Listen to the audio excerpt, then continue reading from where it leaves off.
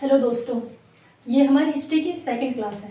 और अगर आपने फर्स्ट क्लास ना देखी हो तो वो आप एक बार देख लेना जरूर, क्योंकि पहले हम फर्स्ट क्लास वाला रिवाइज करते हैं। ठीक है, तो पहले हमने क्या पढ़ा था? बिल्कुल प्री हिस्ट्री पढ़ी थी हमने। प्री हिस्ट्री को हम हिंदी में कहते हैं प्रागैतिहासिक काल। ठीक है, प्री हिस्ट्री में क्या था? इसमें जो पीरियड थे, सबसे पहला था पुरापाषाण काल, उसके बाद मध्यपाषाण काल, इसके बाद नवपाषाण काल, इसके बाद ताम्रपाषाण काल।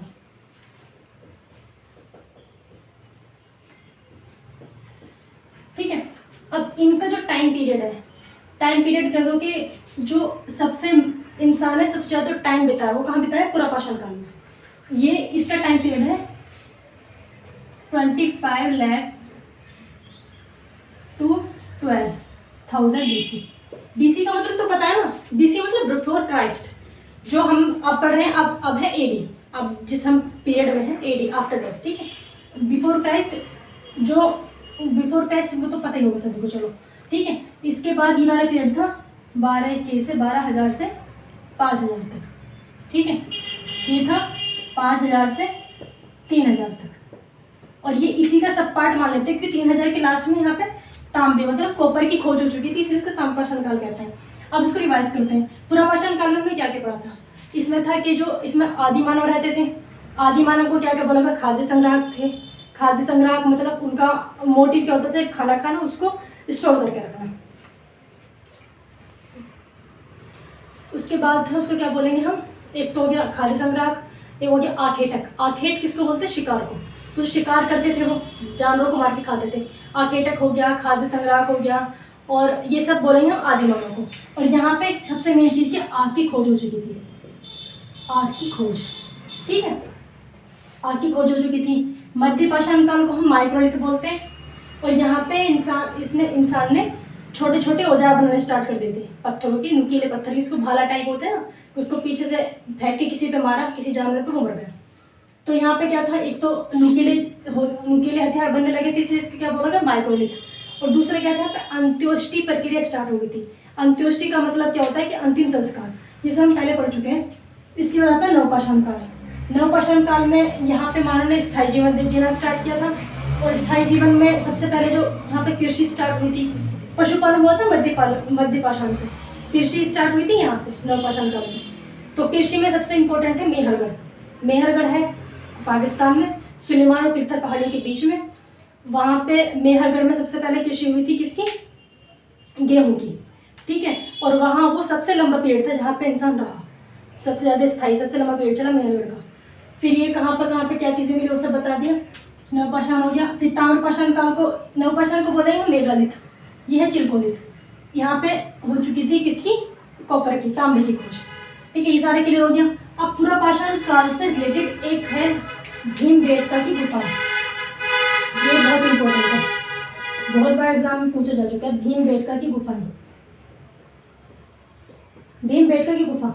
ये इसलिए इंपॉर्टेंट क्योंकि आदि मानव के टाइम की जो चित्रकला है, मतलब चित्रकला वैसे तो नहीं आज के टाइम जैसी, वो थी कि पत्थरों पे बना देते थे। पत्थरों को ऐसे नुकीले पत्थरों से, पत्थर के ऊपर ही किसी नुकीले पत्थर से लाइन बना के उन्होंने कुछ बनाया था।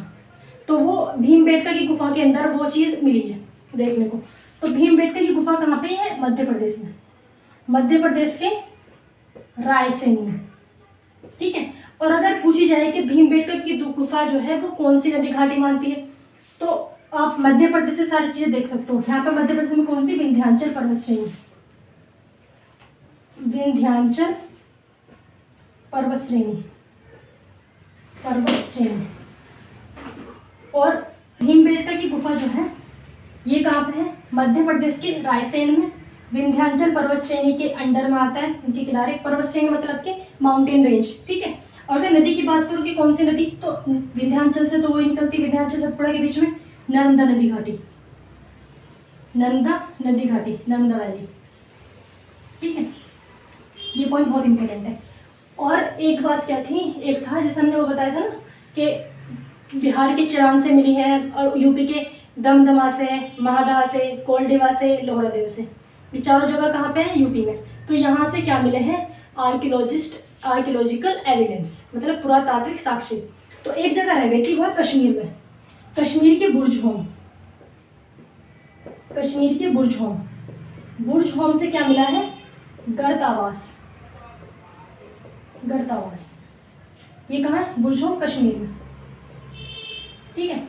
अब गर्तावास किसको बोलते हैं? देखो कश्मीर के इलाके में क्या ठंड बहुत रहती है, तो गर्त का मतलब क्या होता है? गड्ढा, है ना, कोई हम खोद के, आवास का मतलब रहने की जगह। तो वहाँ पे ठंड ज़्यादा थी, तो वहाँ के आदिमानव लोग या वहाँ के जब उस टाइम के लोग क्या करते थे, जमीन को खोद के वहाँ के अंदर, जमीन के अंदर घर बना लिया, तो उसको बोलते थे गर्तावास, ठीक है। ये है बुर्ज होम में। और यहाँ पर क्या मिला? यहाँ पे एक आदमी, ह्यूमन का प्लस डॉग, ठीक है, आदमी का कुत्ते की बॉडी एक साथ मिली है बुर्ज होम से, कश्मीर के बुर्ज होम से। तो कुत्ता क्या था? पहला पशु जानवर था, पहला पशु था पालतू। तो ये सब हमारे क्लियर है, इसमें और कुछ नहीं बचा है। अब आगे चलते हैं इससे आगे, ठीक है। अब हम इससे आगे चलते हैं। इससे आगे देखिए, हिस्ट्री में हमने 3 पार्ट्स पढ़े थे, ठीक है। पहला था वही प्रागैतिहासिक काल जो हम पढ़ चुके हैं, प्रागैतिहासिक मतलब पहली हिस्ट्री, प्रागैतिहासिक काल, ठीक है, काल अपने आप लगा लो। फिर इसके बाद क्या है? आद्य ऐतिहासिक काल, प्रोटो हिस्ट्री। इसके बाद है ऐतिहासिक, ऐतिहासिक काल, ठीक है। ये जो पूरा पोर्शन है इसको हम पढ़ चुके हैं। अब आद्य ऐतिहासिक काल के अंदर में क्या आता है? इसमें आता है सिंधु सभ्यता। सिंधु सभ्यता, क्योंकि इनका जो डिवीजन हुआ है, इन जो पीरियड्स का डिवीजन हुआ है, वो किसने किया था? तो क्रिश्चियन थॉमसन ने किया था, जॉन ब्रूस ने किया था। तो जॉन ब्रूस ने किस बेस पे किया था? कि लिखने और पढ़ने के बेस पे, ठीक है, कि यहाँ की कोई लिखित साक्ष्य नहीं मिले हैं, ना ही उन्हें पढ़ा जा सकता, ठीक है। यहाँ पे लिखित साक्ष्य मिले हैं लेकिन पढ़ा नहीं जा सकता, यहाँ पे लिखित साक्ष्य मिले हैं, उनको पढ़ा भी जा सकता है। तो लिखित मिले हैं, ठीक है, लिखित साक्ष्य हैं लेकिन पढ़ा नहीं जा सकता, पढ़ा नहीं जा सकता। इस चीज़ को कौन फॉलो करता है? सिंधु घाटी सभ्यता।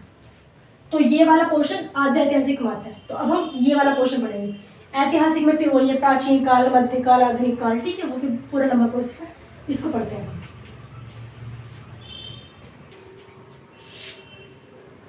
तो हम पढ़ेंगे सिंधु घाटी सभ्यता, सिंधु सभ्यता। इस चीज को हम बोलते हैं हड़प्पा सभ्यता, हड़प्पा सभ्यता। इसको बोलते हैं Indus valley civilisation, Indus valley civilisation,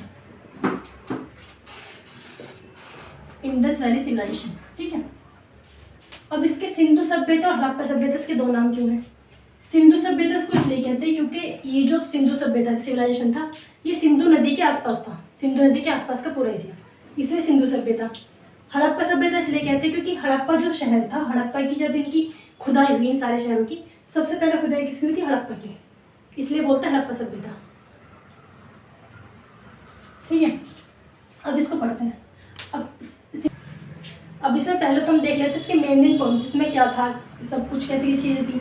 उसके बाद हम देखेंगे किस सिटी में क्या क्या खोजें हुई, क्या क्या साक्ष्य मिले, ठीक है। इसकी जो पॉइंट है, मतलब ईस्ट वेस्ट नॉर्थ साउथ के जो पॉइंट्स हैं वो ये हैं, ये ईस्ट वेस्ट नॉर्थ साउथ, ठीक है। जो ईस्टर्न पॉइंट है ये पाकिस्तान में, इसका नाम है सुतका गेंगटोक, सुतका गेंगटोक, ठीक है, सुतका गेंगटोक। नॉर्थ में है मांडा, मांडा कहाँ है? कश्मीर में, ठीक।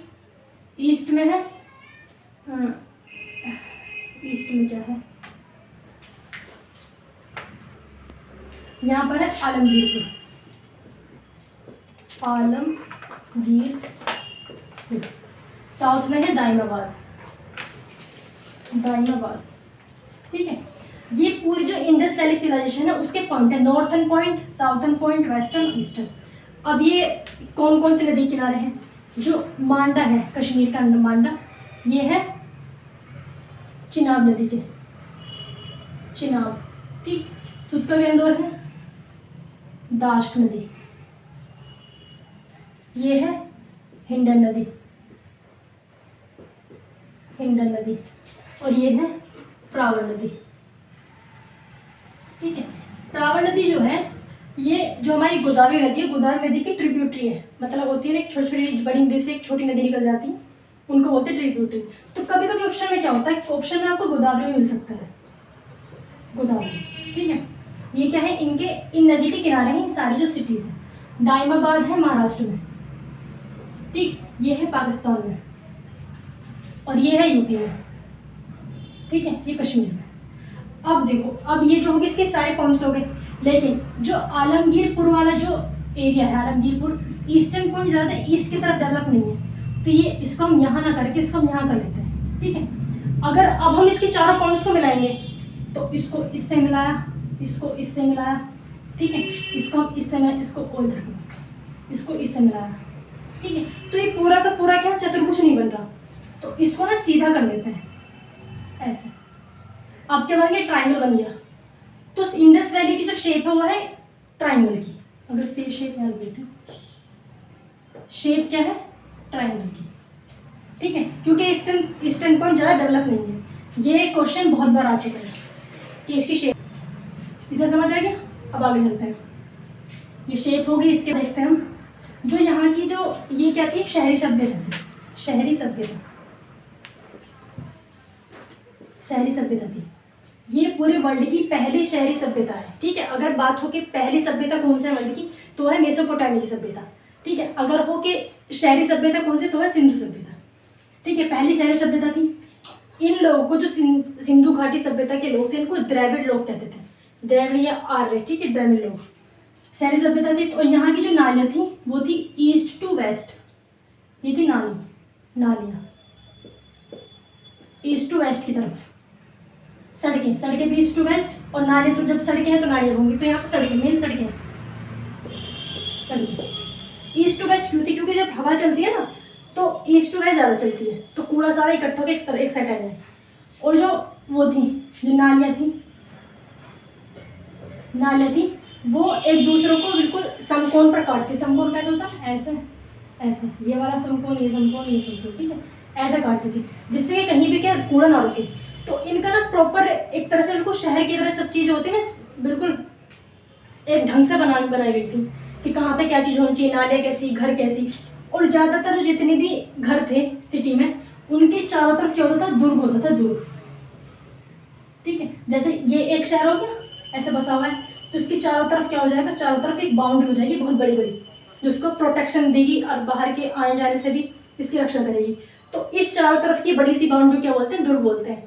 तो जितनी भी सिटी थी सिर्फ सबके चारों तरफ क्या था, दुर्ग थे। और क्या है, ज़्यादातर सिटी में जो घर थे उनके, जैसे यहाँ पर घर है, ये घर बसे हुए, ठीक है, इनके बीच में क्या था, इनके बीच में गैप होता था। ठीक है, अभी भी क्या होता है, अगर आप गवर्नमेंट का नक्शा पास कराएंगे तो उनके बीच में आपको गैप होगा। गवर्नमेंट की तरफ से कोई किसी घर का, किसी बिल्डिंग का नक्शा बनेगा तो बीच में गैप देंगे। तो इसी तरह का बना हुआ था इसमें, इंडस वैली में बीच में गैप होता था। और यहाँ पे क्या, यहाँ पे सड़क है, ठीक है, यहाँ सड़क है। तो इनके जो दरवाजे होते थे वो कहाँ खुलेंगे, पीछे। ठीक है, तो आप घर से बाहर निकलना तो पीछे को निकल गो, फिर ऐसा हो तब आपको सड़क पाना है। तो ज़्यादातर के सभी में, सिर्फ और सिर्फ हम आगे पढ़ेंगे वो लोथल को छोड़ के, सभी में क्या थे कि दरवाजे पीछे की तरफ खुलते थे, दरवाजे पीछे खुलते थे। ठीक है, दरवाजे पीछे खुलते थे। ये सारी क्या होगी इसकी, ये सारी होगी इसकी जो मेन बातें थी। अब आगे चलते हैं। ये सारी बातें क्या थी, सबसे इंपॉर्टेंट बात थी जो ज़्यादातर एग्जाम में पूछी जाती है। एक आ जाती है इसकी क्या, लिपि। सिंधु घाटी सभ्यता की लिपि कौन सी थी, तो इसकी लिपि थी भाव चित्रात्मक। ठीक है, भाव चित्रात्मक मतलब कि वो अपनी फीलिंग्स को क्या, चित्र के थ्रू ड्राइंग बना के फीलिंग्स को रिप्रेजेंट करते थे। तो लिपि क्या थी, भाव चित्रात्मक। एक अगर पूछा जाए कि सिंधु घाटी सभ्यता कौन सी सभ्यता से मेल खाती थी या मैच खाती थी, ठीक है, तो वो थी मेसोपोटामिया की सुमेरिया।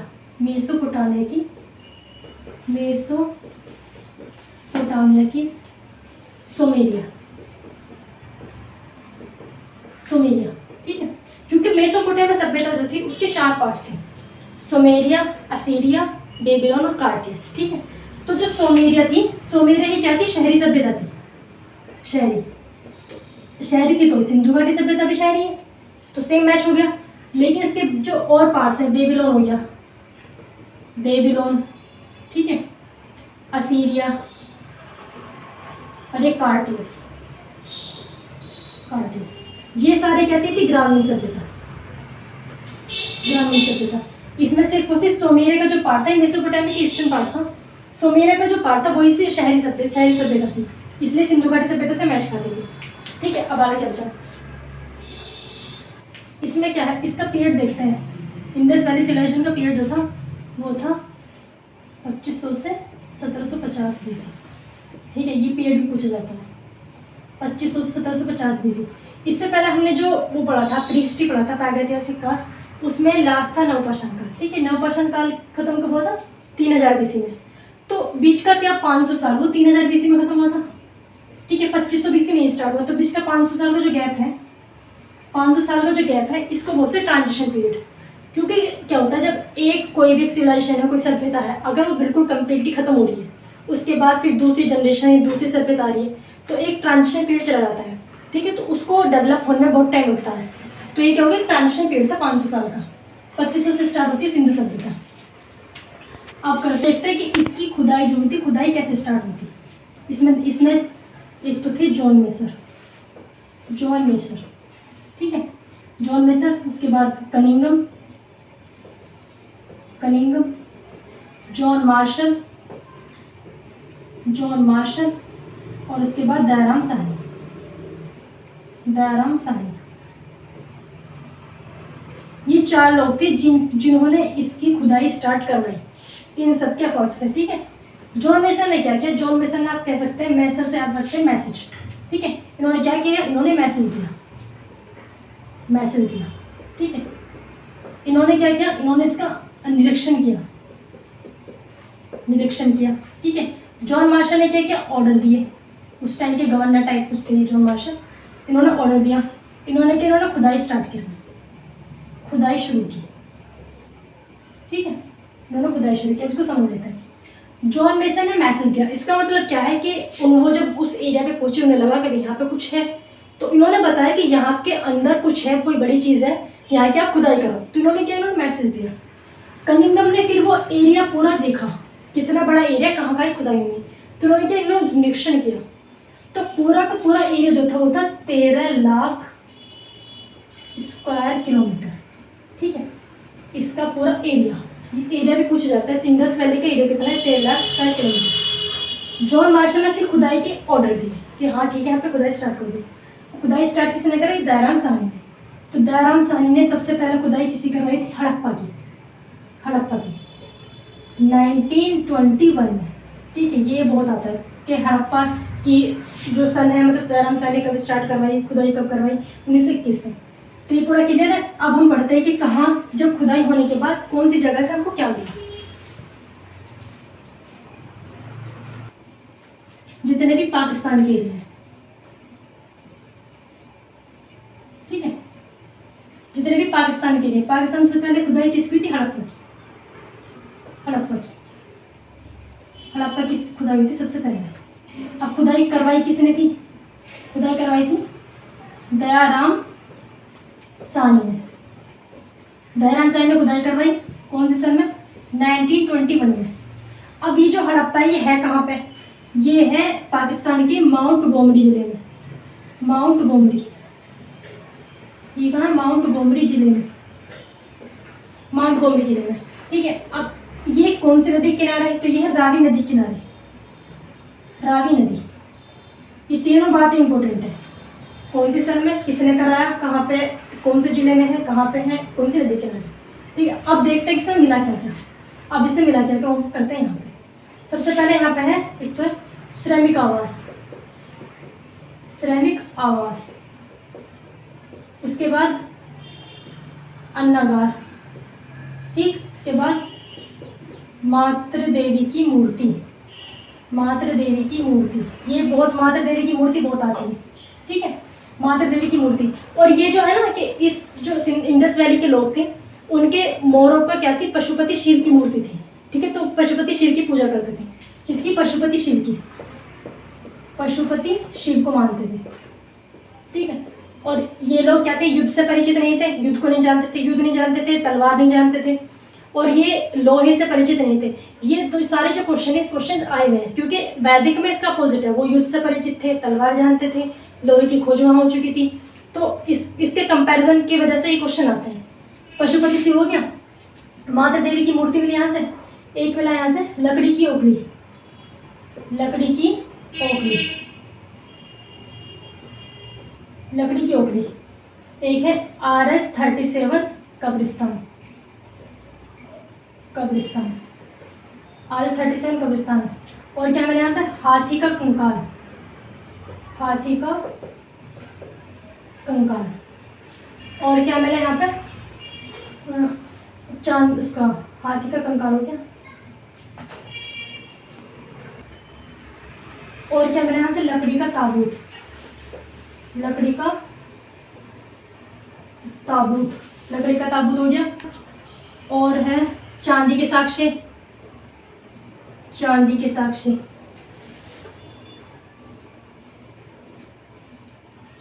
चांदी के साक्ष्य। ठीक है, ये सारी चीज़ें कहाँ से मिली है? हड़प्पा से मिली है। तो इनको आप नोट डाउन कर लो या फिर इसका स्क्रीनशॉट ले लो, और इनके हिसाब से ऐसे तो कभी याद होते ही हैं। अब अपने हिसाब से कुछ इनकी ट्रिक बना लो कि कौन सी चीज़ कहाँ से मिली। ठीक है, अब आगे देखते हैं नेक्स्ट मोहनजोदड़ो। अब हम क्या पाकिस्तान की बात करें, पाकिस्तान में हमने हड़प्पा पढ़ लिया, इसके बाद है मोहनजोदड़ो। मोहनजोदड़ो ये भी कहाँ? पाकिस्तान में।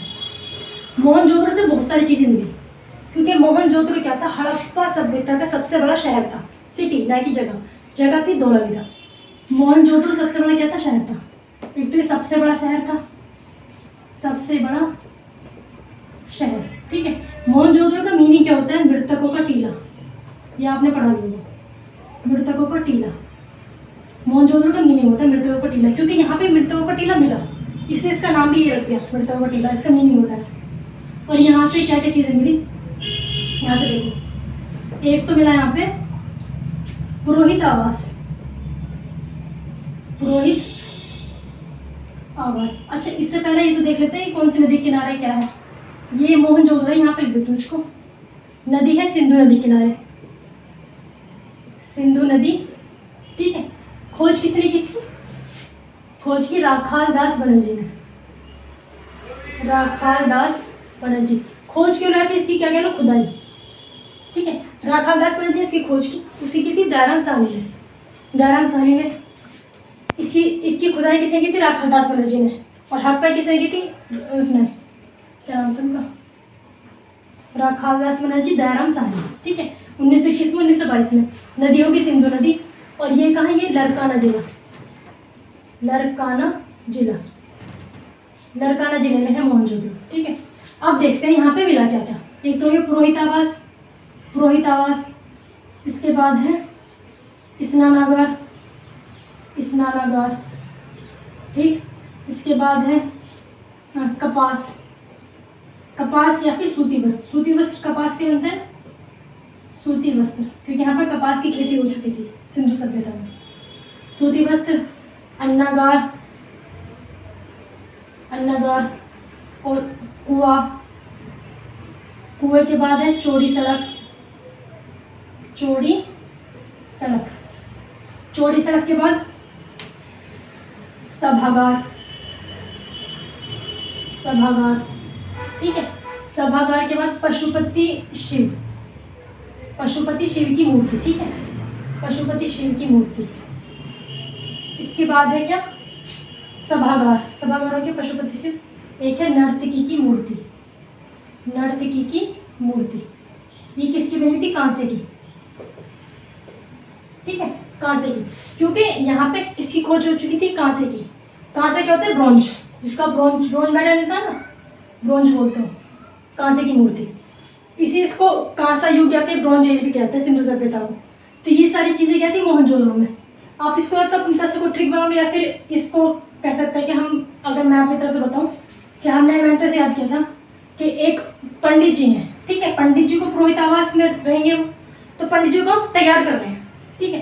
पंडित जी ने पहले क्या किया, अपने आवास में है, उन्होंने पहले स्नान किया, ठीक है। स्नान करने के बाद उन्होंने क्या, सूती वस्त्र पहनी, वस्त्र पहनने के बाद उन्होंने खाना खाया, ठीक है। खाना खाने के बाद वो पानी पीएंगे कुएं से। अब कुआं पानी पी के वो पंडित जी हो गए तैयार, ठीक है। अब वो कहाँ जा रहे हैं, पशुपति शिव की पूजा करने के लिए। कहाँ गए, चौड़ी सड़क पर निकले, कहाँ पहुंचे, सभागार। सभागार में जाके किसकी पूजा करनी थी ना, पशुपति शिव की। और पशुपति शिव जहाँ शिव की मूर्ति, तो वहाँ पर डांस वगैरह होता है ना, तो नृत्य की मूर्ति। ये क्वेश्चन बहुत बार आ चुका है, कांसे की नृत्य की मूर्ति कहाँ मिली, ठीक है। तो ये कहाँ मिली, यहाँ पर। अब इससे आगे चलते हैं, ये क्लियर है मोहनजोदड़ो तक।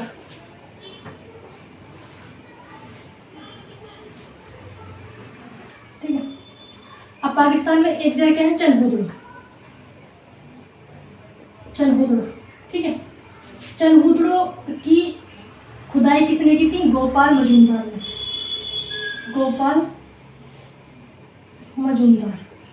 ठीक, गोपाल मजूमदार। चनहुदड़ो भी कहाँ है, सिंधु नदी के किनारे, सिंधु नदी, ठीक है, सिंधु नदी किनारे।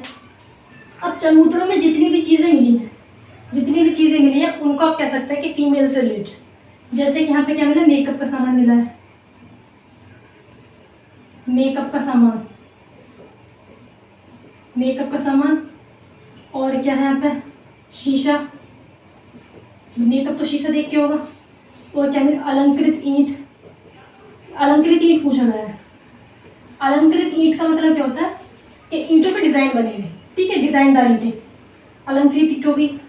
मन का क्या होता है, मन का एक बर्तन ही होता है, पोट होता है, तो उसके ऊपर बहुत अच्छे से डिज़ाइन बने होते हैं, एक तरह सुराही टाइप, घड़ा टाइप होता है मन का, ठीक है, मन का।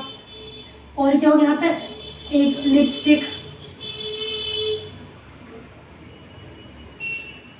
लिपस्टिक हो गया। और यहाँ पे एक चीज़ क्या मिली है, यहाँ पे मिली है, मैं ऐसे बता रही हूँ, मतलब कुत्ते बिल्ली के पैर छपे हुए एक पत्थर पे, ठीक है, तो बिल्ली का पीछा कर रहा है कुत्ता, तो वो चीज़ कहाँ से मिली है, चनहुदड़ो से, ठीक है। क्लियर हो गया। अब चलता है इंडिया में पे। अब आता है इंडिया में। पाकिस्तान में एक वो थी जो सुत का गेंडोर था, वो तो आपने उसमें पढ़ लिया था, जो उसका वेस्टर्न पॉइंट है, उसमें और कुछ नहीं है। अब आता है इंडिया में। इंडिया में भी किस में आता है, गुजरात में। गुजरात से क्या है, सबसे ज़्यादा जो शहर मिले हैं वो कहाँ से मिले, गुजरात से। यहाँ से मिले सबसे ज़्यादा शहर कहाँ से मिले हैं, गुजरात से। तो इसमें है, सबसे पहले हम पढ़ते हैं, एक तो हो गया रंगपुर, सुरकोटदा, वो सुत का कैंडोर, सुरकोटदा, ठीक है, सुरकोटदा, धोलावीरा, रंगपुर, सुरकोटदा, धोलावीरा, और क्या है, लोथल,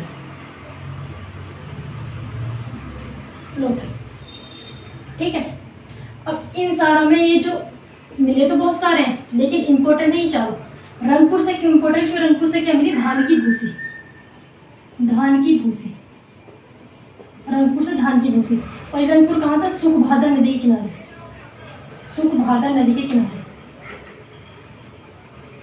सुखभादर, इसको ही मादर नदी भी कहते हैं, कभी कभी आ जाता है मादर नदी, ठीक है। सुखभादर नदी, मादर नदी, यहाँ से मिली धान की भूसी, कहाँ से, रंगपुर से।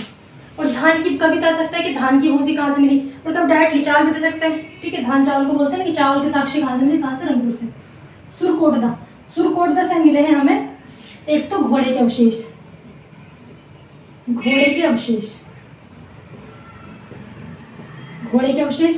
और दूसरा क्या मिला यहाँ से, कलश शवाधान,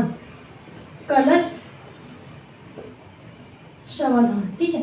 कलश शवाधान का मतलब क्या होता है कि बहुत बड़े बड़े से मन के कलश होते थे उस टाइम पे, कि किसी की बॉडी को कलश के अंदर फिट किया, बन के उसको दबा दिया, तो वो कहाँ से मिला, सुरकोटदा से। अब आता है धोलावीरा पे। धोलावीरा में क्या था, एक लोथल, चलो पहले लोथल पढ़ते, कि लोथल ज़्यादा इंपॉर्टेंट है। लोथल को बोलते हैं बंदरगाह। एक तो लोथल है भोगवा नदी किनारे,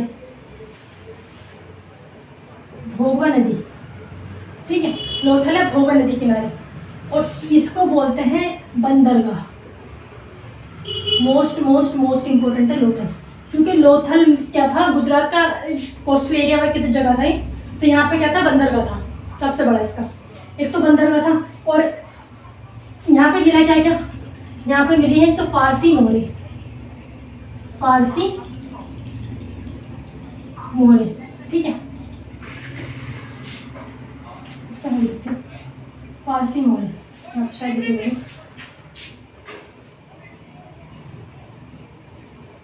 फारसी मोहरे।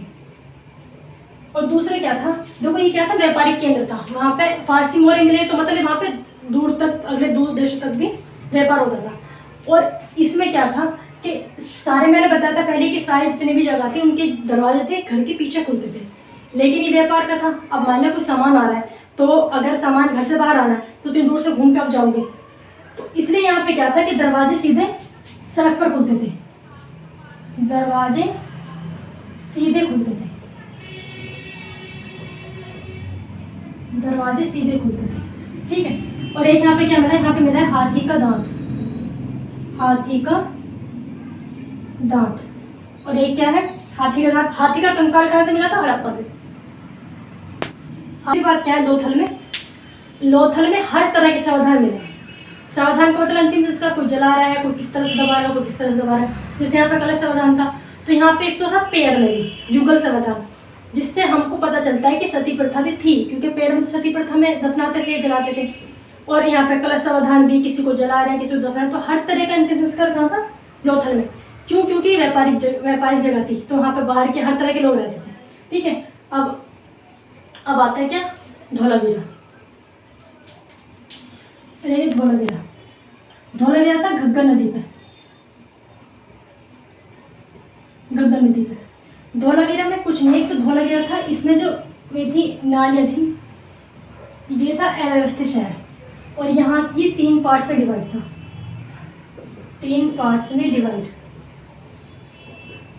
ठीक है।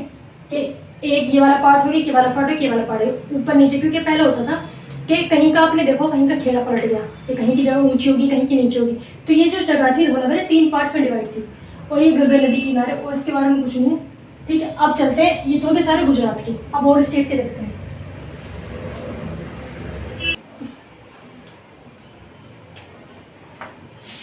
अब आते हैं पंजाब में। पंजाब में जगह है रोपड़, रोपड़, रोपड़ है सतलज नदी के किनारे, सतलज नदी, सतलज नदी के किनारे, ठीक है। रोपड़ सतलज नदी के किनारे।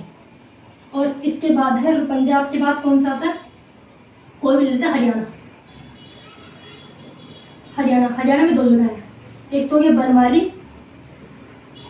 और एक है राखीगढ़ी, राखीगढ़ी, ठीक है। राखीगढ़ी तो क्या था, राखीगढ़ी था सबसे बड़ी जगह, सबसे बड़ी जगह थी राखीगढ़ी। इंडिया की बात करें, अगर कहीं सबसे बड़ा शहर तो मोहनजोदड़ो, सबसे बड़ी जगह इंडिया की राखीगढ़ी। पूरी सिंधु घाटी सभ्यता की सबसे बड़ी जगह क्या थी, धोलावीरा। क्योंकि धोलावीरा क्या है, आधा पाकिस्तान में, आधा इंडिया में, तो पूरी इंडिया की नहीं कह सकते उसको, तो ये थी सबसे बड़ा, सबसे बड़ी जगह, सबसे बड़ी जगह। बनवाली क्या थी, बनवाली की ही बनावट बिगड़ी हुई थी, नाम से आप याद कर सकते हो। बनवाली क्या थी, बनावट बिगड़ी हुई थी, बनावट बिगड़ी हुई थी, बनावट बिगड़ी हुई थी। तो यहाँ पे क्या थी, सड़कें टेढ़ी मेढ़ी थी, और सब जगह तो सड़कें सीधी थी, यहाँ पे थी सड़कें टेढ़ी मेढ़ी, सड़कें टेढ़ी मेढ़ी, ठीक है। सेम ऐसी रोपड़ में क्या था, ये इसमें था दुर्ग नहीं था, दुर्ग, रोपड़ में दुर्ग नहीं था, ठीक है। और एक बात, एक तो ये हो गया दुर्ग नहीं था, एक क्या है इसमें, कुत्ते का और आदमी का शव एक साथ मिला, यहाँ से कुत्ते और आदमी का शव एक साथ। इससे पहले हमने प्री हिस्ट्री में पढ़ा था कश्मीर के बुर्जों में, वहाँ पे वैसे मिला था, और इसमें वैसे रोपड़ में, ठीक है। अब बस 1-2 चीज़ें रहेंगी, खत्म कर दूँगी इसको। बनवाली हो गया, राखीगढ़ी हो गया,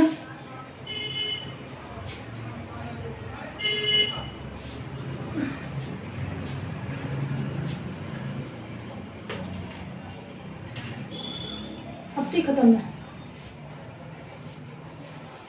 दिमाग खराब है तेरा। इसके बाद है लास्ट राजस्थान। राजस्थान में जगह है क्या, कालीबंगा। ये मोस्ट इम्पोर्टेंट है कालीबंगा। कालीबंगा का जो अर्थ होता है वो होता है काली चूड़ी। ये इसलिए रखा गया है क्योंकि यहाँ पे क्या काली चूड़ी मिली, काली चूड़ियाँ, ठीक है, कालीबंगा से काली चूड़ियाँ मिली। और एक मोस्ट इम्पोर्टेंट क्या मिला यहाँ पे, जुते हुए खेत, जुते हुए खेत, ठीक है। ये क्वेश्चन बहुत बार पूछा जाता है, जुते हुए खेत के साक्ष्य कहाँ मिले थे, कालीबंगा का क्या अर्थ है। उनके स्टेट ही बहुत पूछ जाते हैं, कौन सा किस स्टेट में आता है, ठीक है। अब ये मैक्सिमम क्या मतलब मैं सब कुछ मेन पॉइंट सारे कवर कर दिए सिंधु घाटी सभ्यता के। वीडियो अच्छी लगी तो चैनल को लाइक करें, सब्सक्राइब करें, और जो भी कमी हो प्लीज़ वो कमेंट जरूर करना, ठीक है। Thank you. और इससे पहली वीडियो का आपको लिंक मिल जाएगा डिस्क्रिप्शन बॉक्स में, वो आप देख लेना।